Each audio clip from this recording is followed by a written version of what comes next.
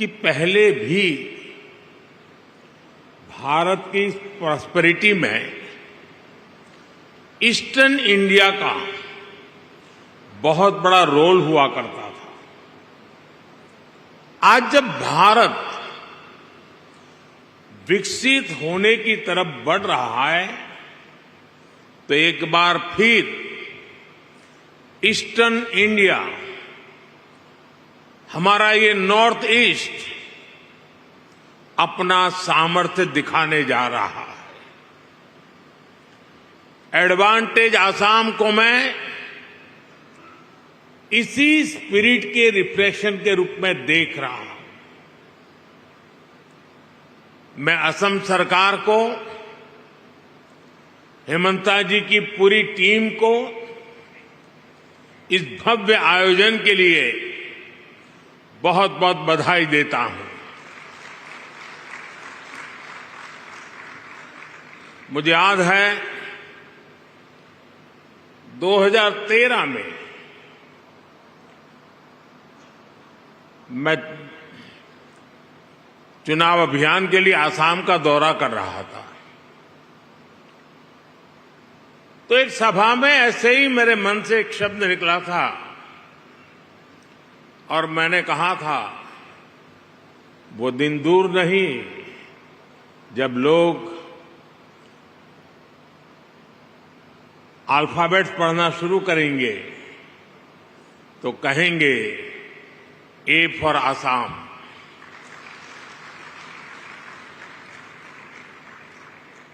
साथियों, आज हम सभी वैश्विक परिस्थितियों को बहुत बारीकी से देख रहे हैं, समझ रहे हैं। ये ग्लोबल अनसर्टेनिटी के बीच भी दुनिया के तमाम एक्सपर्ट्स उनके भीतर एक बात को लेकर सर्टेनिटी है, और वो सर्टेनिटी है भारत के तेज ग्रोथ को लेकर। भारत पर इस भरोसे का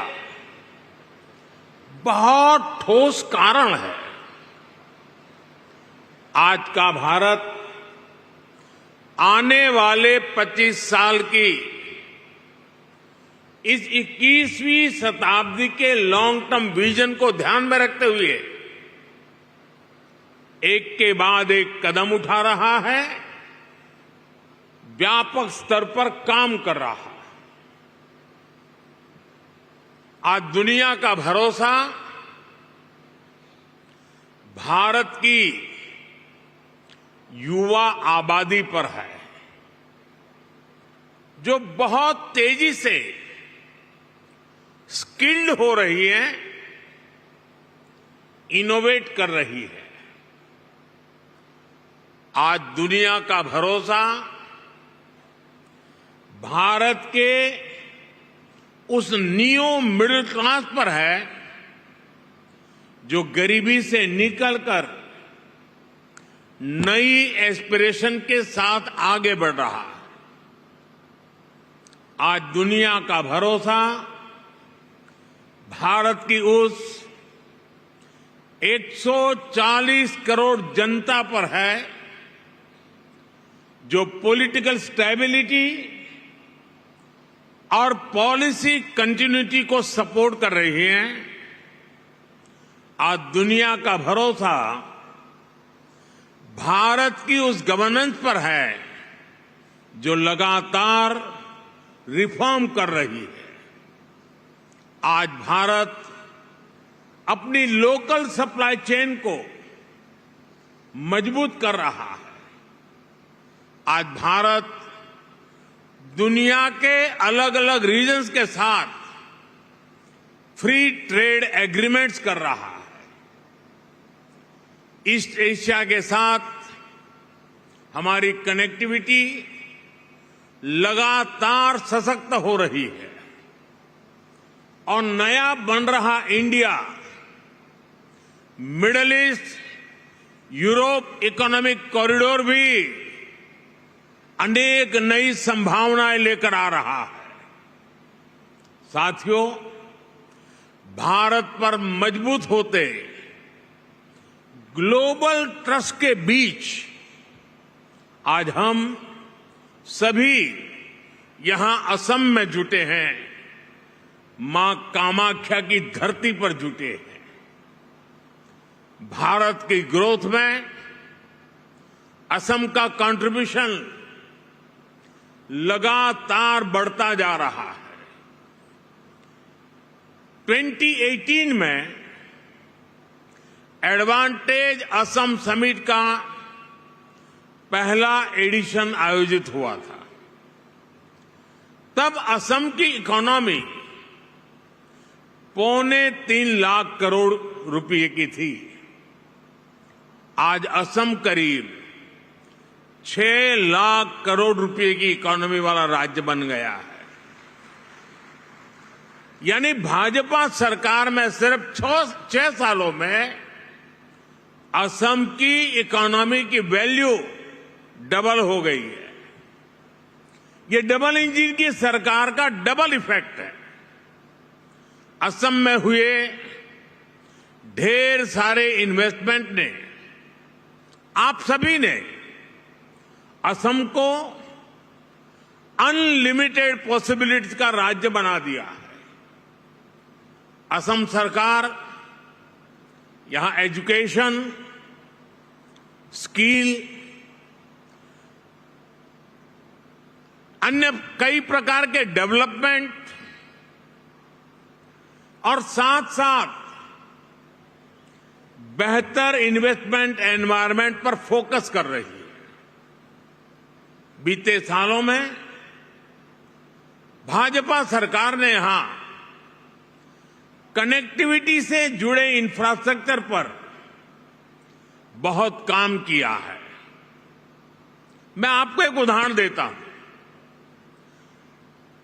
साल 2014 से पहले ब्रह्मपुत्र नदी पर बस 3 पुल थे, यानी 70 सालों में सिर्फ 3 ब्रिज।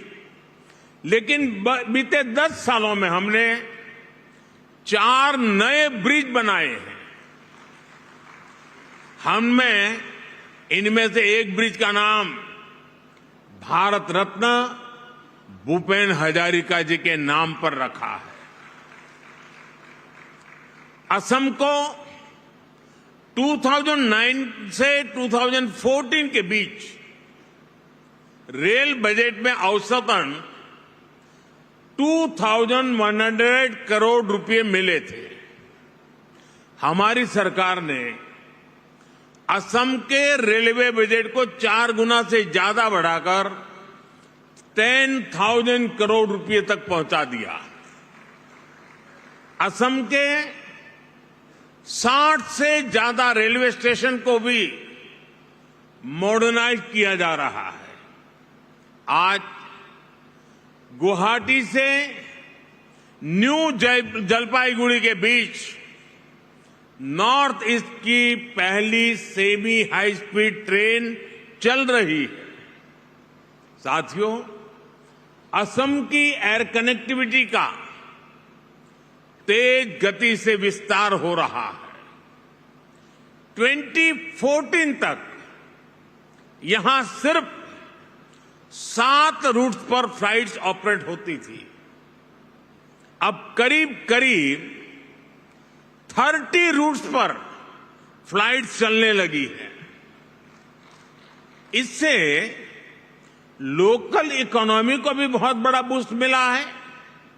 यहां के युवाओं को रोजगार मिला है। साथियों, ये परिवर्तन सिर्फ इंफ्रास्ट्रक्चर तक सीमित नहीं है। लॉ एंड ऑर्डर में अभूतपूर्व सुधार हुआ है। बीते दशक में अनेक पीस एकॉर्ड्स किए गए हैं। बॉर्डर से जुड़े लॉन्ग पेंडिंग इश्यूज का समाधान किया गया है। आज असम का हर रीजन, हर नागरिक, हर युवा यहां के विकास के लिए दिन रात मेहनत कर रहा है। साथियों, आज भारत में इकोनॉमी के हर सेक्टर में, हर लेवल पर बड़े रिफॉर्म्स हो रहे हैं। हमने ईज ऑफ डूइंग बिजनेस के लिए निरंतर काम किया है। हमने इंडस्ट्री और इनोवेशन कल्चर को बढ़ावा देने का पूरा इकोसिस्टम तैयार किया है। स्टार्टअप के लिए नीतियां हो, मैन्युफैक्चरिंग के लिए पीएलआई स्कीम्स हो, या मैन्युफैक्चरिंग कंपनियां और एमएसएमईज को टैक्स में छूट देना हो, हमने हर एक के लिए बेहतरीन पॉलिसीज बनाई है। सरकार देश के इंफ्रास्ट्रक्चर पर भी बहुत बड़ा इन्वेस्टमेंट कर रही है। इंस्टीट्यूशनल रिफॉर्म, इंडस्ट्री, इंफ्रास्ट्रक्चर और इनोवेशन का यही कॉम्बिनेशन भारत की प्रगति का आधार है। और इसलिए इन्वेस्टर्स भी देश के पोटेंशियल को, उनकी और देश की प्रगति की पॉसिबिलिटीज को बदलता हुआ देख रहे हैं। और इस प्रगति में असम भी डबल इंजन की स्पीड से आगे बढ़ रहा है। असम ने 2030 तक अपनी इकोनॉमी को 150 बिलियन तक पहुंचाने का टारगेट सेट किया है। मुझे विश्वास है असम इस लक्ष्य को जरूर हासिल कर सकता है। मेरे इस विश्वास का कारण असम के सामर्थ्यवान और प्रतिभाशाली असम के लोग हैं, यहां की भाजपा सरकार का कमिटमेंट है। असम आज साउथ ईस्ट एशिया और भारत के बीच का गेटवे बनकर उभर रहा है। इस पोटेंशियल को और आगे बढ़ाने के लिए सरकार ने north east transformative industrialization scheme यानी उन्नति शुरू की है। ये उन्नति स्कीम असम समेत पूरे नॉर्थ ईस्ट में इंडस्ट्री को, इन्वेस्टमेंट को, टूरिज्म को गति देगी। मैं इंडस्ट्री के आप सब साथियों से कहूंगा, इस स्कीम और असम के अनलिमिटेड पोटेंशियल का पूरा लाभ उठाइए। असम की नेचुरल रिसोर्सेज और स्ट्रेटेजिक लोकेशन इस राज्य को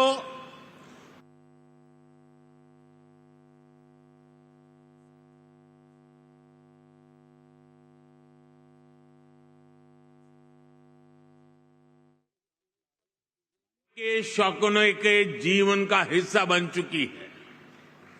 असम टी को 200 साल पूरे हो चुके हैं। ये लेगेसी असम को बाकी सेक्टर्स में भी आगे बढ़ने के लिए प्रेरित करती है। साथियों, आज ग्लोबल इकोनॉमी में बहुत बड़ा बदलाव हो रहा है। पूरी दुनिया एक रेजिलिएंट सप्लाई चेन की मांग कर रही है और इसी कालखंड में भारत ने अपने मैन्युफैक्चरिंग सेक्टर को आगे बढ़ाने के लिए मिशन मोड पर काम शुरू किया। हम मेक इन इंडिया के तहत लो कॉस्ट मैन्युफैक्चरिंग को बढ़ावा दे रहे हैं। फार्मास्यूटिकल्स, इलेक्ट्रॉनिक्स, ऑटोमोबाइल, हमारी इंडस्ट्री ना सिर्फ डोमेस्टिक डिमांड्स को पूरा कर रही है, बल्कि इंटरनेशनल मार्केट में भी मैन्युफैक्चरिंग एक्सेलेंस के नए बेंचमार्क बना रही है। इस मैन्युफैक्चरिंग रिवॉल्यूशन में असम बहुत बड़ी भूमिका निभा रहा है। साथियों, असम की ग्लोबल ट्रेड में हमेशा से एक हिस्सेदारी रही है।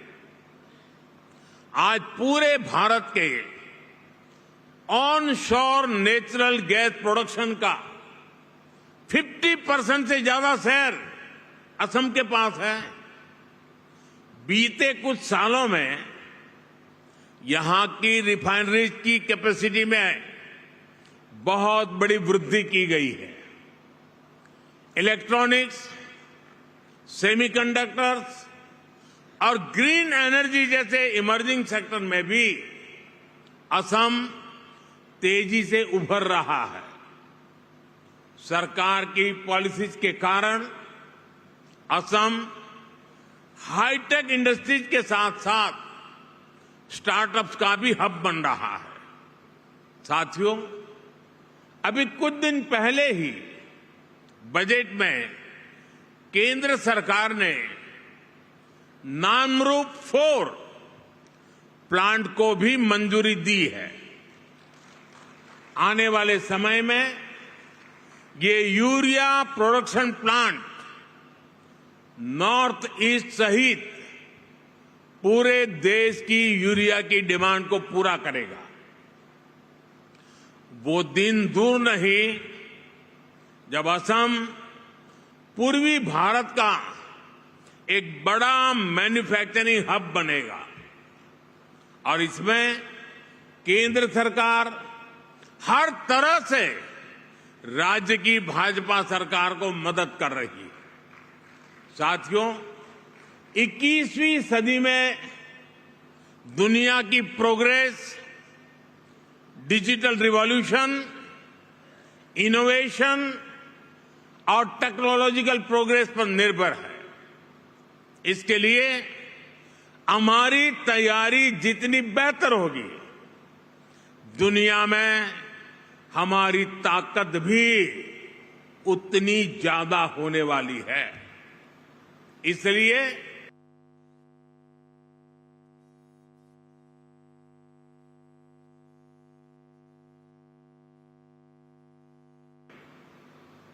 हम सब जानते हैं कि इलेक्ट्रॉनिक्स और मोबाइल मैन्युफैक्चरिंग में बीते 10 साल में भारत ने कितनी बड़ी छलांग लगाई है। अब इसी सक्सेस स्टोरी को भारत सेमी कंडक्टर प्रोडक्शन में भी रिपीट करना चाहता है। मुझे गर्व है कि असम सेमीकंडक्टर मैन्युफैक्चरिंग में भी भारत के एक महत्वपूर्ण सेंटर के रूप में विकसित हो रहा है। कुछ महीने पहले असम के जागीरोड में Tata semiconductor assembly and test facility की शुरुआत हुई है। ये प्लांट आने वाले समय में पूरे नॉर्थ ईस्ट में टेक्नोलॉजिकल ग्रोथ को प्रमोट करने वाला है। साथियों, सेमीकंडक्टर सेक्टर में इनोवेशन के लिए हमने आईआईटी के साथ भी कोलैबोरेट किया है। इसके लिए देश में एक सेमी कंडक्टर रिसर्च सेंटर पर भी काम किया जा रहा है। इस दशक के अंत तक इलेक्ट्रॉनिक सेक्टर की वैल्यू $500 बिलियन तक पहुंचने वाली है। हमारी जो स्पीड और स्केल है, उससे तय है कि भारत सेमी कंडक्टर प्रोडक्शन की एक बड़ी ताकत बनकर के उभरेगा। इससे लाखों लोगों को रोजगार मिलेगा और असम की इकोनॉमी को भी फायदा होगा। साथियों, बीते 10 सालों में भारत ने अपनी एनवायरमेंटल रिस्पांसिबिलिटीज को समझते हुए भी नीतिगत निर्णय किए हैं। दुनिया हमारे रिन्यूएबल एनर्जी मिशन को एक मॉडल प्रैक्टिस मानकर इसे फॉलो कर रही है। देश ने बीते 10 वर्षों में सोलर, विंड और सस्टेनेबल एनर्जी रिसोर्स पर बहुत बड़ा इन्वेस्टमेंट किया है। इससे न सिर्फ हमारी इकोलॉजिकल कमिटमेंट पूरे हुए हैं, बल्कि देश की रिन्यूएबल एनर्जी प्रोडक्शन कैपेसिटी में भी कई गुना विस्तार कर पाया है। हमने 2030 तक देश की एनर्जी कैपेसिटी में 500 गीगावाट रिन्यूएबल एनर्जी कैपेसिटी में के एडिशन का लक्ष्य बनाया है।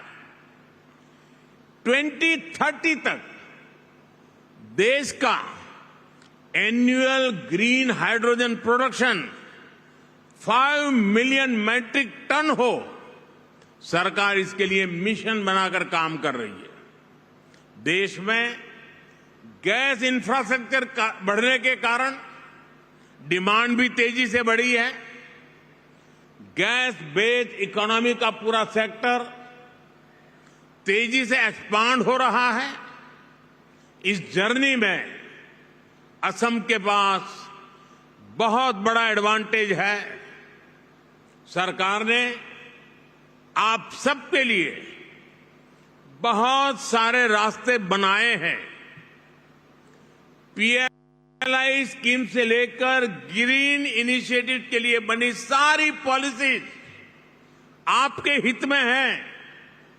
मैं चाहता हूं कि असम रिन्यूएबल एनर्जी सेक्टर में एक लीडर स्टेट बनकर के उभरे, और ये तभी हो पाएगा जब इंडस्ट्री के आप सभी लीडर्स यहां के पोटेंशियल को सही तरह से मैक्सिमाइज करने के लिए आगे आएंगे। साथियों, 2047 तक भारत को विकसित भारत बनाने में पूर्वी भारत की भूमिका बहुत बड़ी होने वाली है।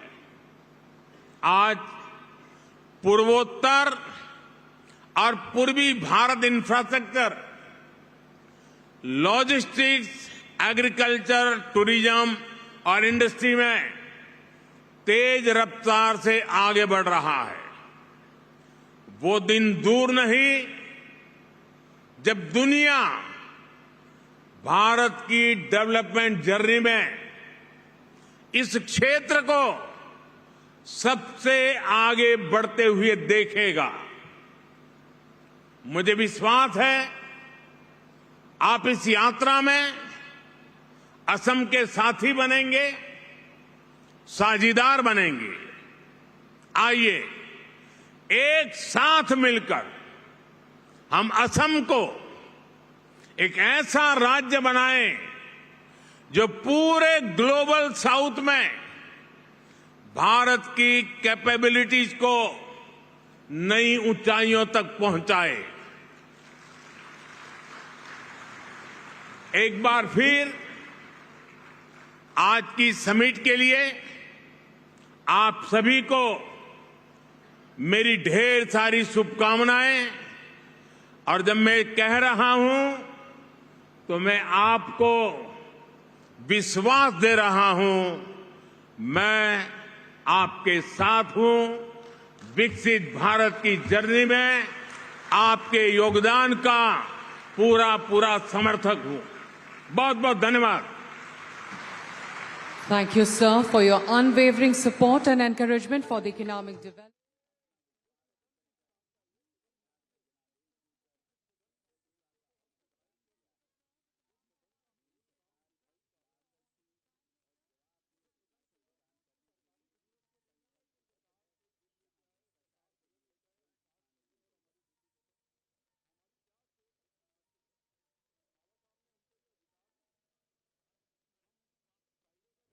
गुवाहाटी से कार्यक्रम में उनका